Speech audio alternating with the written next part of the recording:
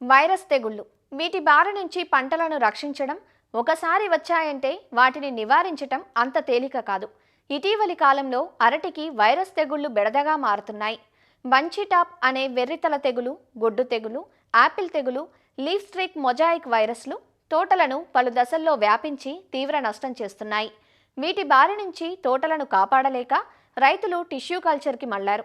అయితే tissue culture మొక్కలను అధిక ధర పెట్టి కొనాల్సి రావడం, స్థానికంగా గిరాకీ ఉండే రకాలు లభ్యం కాకపోవడం వంటి పలు కారణాల వల్ల రైతులు పిలకలనే తెచ్చి నాటుకోవడం చూస్తున్నాం. ఇలాంటి తోటల్లో వైరస్ల బెడద ఏటికేటికి అధికమవుతోంది.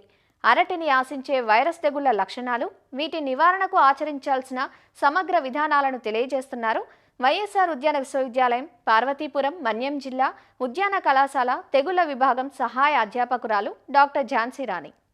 అరటి మొక్కలు మనకి మంచి దిగుబడిని ఇస్తున్నా సరే, వైరస్ తెగుళ్ళ వల్ల చాలా వరకు రైతులందరూ నష్టపోతున్నారు. ఈ వైరస్ తెగుళ్ళు 4 రకాలుగా ఉన్నాయి అరటిని వ్యాపించేవి.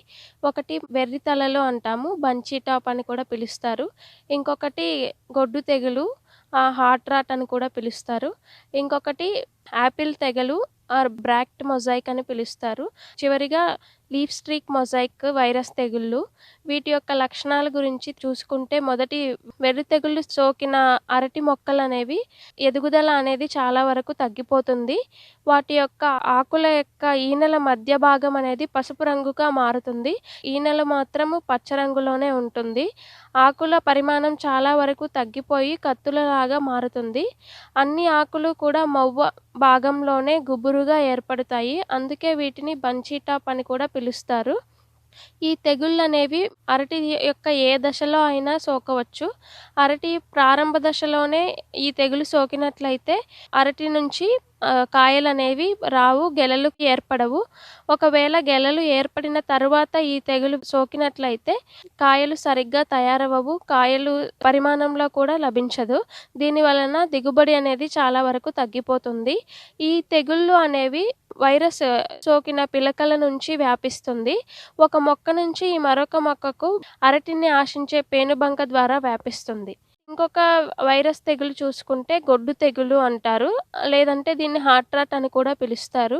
హార్ట్ రాట్ అని ఎందుకు అంటామంటే, మొవ్వల పైన నీటి మచ్చలనేవి ఏర్పడతాయి మొదటగా. ఆ నీటి మచ్చలనేవి అలాగా కాండంలోకి వ్యాపించి మొవ్వ కుళ్ళిపోయి చెట్టు చనిపోతుంది. మూడవ తెగుళ్ళు యాపిల్ తెగులు ఆర్ బ్రాక్ట్ మొజాయిక్ తెగుళ్ళు అని చెప్పి పిలుస్తారు. ఈ తెగుళ్ళు సోకిన అరటి మొక్క యొక్క కాండం మీద గులాబీ రంగులో చారలనేవి ఏర్పడతాయి. ఆ చారలనేవి నూనెకండ ఆకారంలో ఉండి నిలువుగా కాండం మొత్తం వ్యాపిస్తుంది.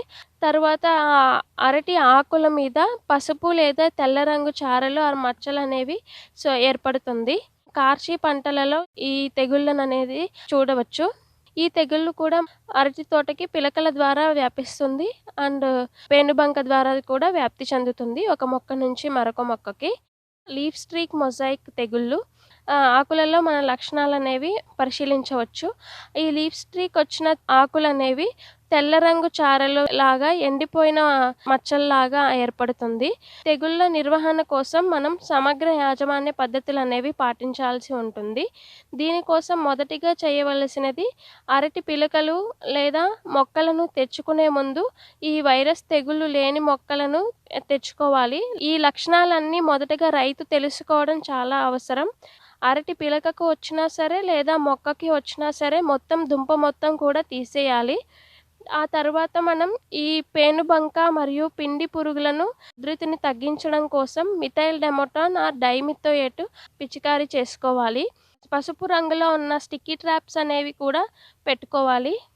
అరటి పిలకలు తీసుకున్న తర్వాత నాటడానికి ముందు పైన చర్మం కొద్దిగా తీసేసి ఆ పిలకలని కాపర్ ఆక్సీక్లోరైడ్ 5 మిల్లీగ్రాములు 1 లీటర్ నీటికి కలుపుకొని ఆ ద్రావణంలో 30 నిమిషాలు 15 నిమిషాల పాటు ఉంచి తర్వాత పిలకలను నాటుకోవడం వల్ల కూడా ఈ తెగుళ్ళను తగ్గించుకోవచ్చు.